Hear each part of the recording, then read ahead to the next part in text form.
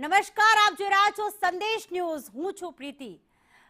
રાજ્યસભાની ચૂંટણી હોય, લોકસભાની હોય, વિધાનસભાની હોય કે સ્થાનિક સ્વરાજની ચૂંટણી હોય, એ પહેલા ગુજરાતમાં રિસોર્ટ પોલિટિક્સનો ખેલ જે છે એકદમ સામાન્ય બનતો જઈ રહ્યો છે.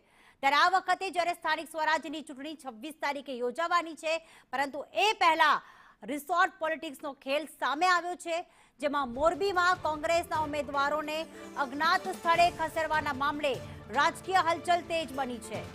મહાનગરપાલિકાના વોર્ડ નંબર 1, 11, 12 અને 13ના કુલ 4 ઉમેદવારોને મોરબીમાં કોઈ અજ્ઞાત સ્થળે લઈ જવામાં આવ્યા છે. કોંગ્રેસના આગેવાન જયેશ કલરિયાએ આક્ષેપ કર્યા છે કે ચૂંટણીના ટાણે ભાજપ દ્વારા સત્તા હાંસલ કરવા માટે એન કેન પ્રકારે કોંગ્રેસના ઉમેદવારોને સામાજિક રીતે, આર્થિક રીતે, પછી કે માનસિક રીતે દાદાગીરીથી દબાણ કરવામાં આવતું હોય છે. કોંગ્રેસે ભાજપ પર ઉમેદવારોને તોડવાનો એટલે કે હોર્સ ટ્રેડિંગનો પ્રયાસ કરવાનો સીધો આક્ષેપ કર્યો છે. આવતીકાલે ફોર્મ પરત ખેંચવાની પ્રક્રિયા પૂર્ણ થવાની હોવાથી આ પગલું લેવાયું હોવાનું માનવામાં આવી રહ્યું છે.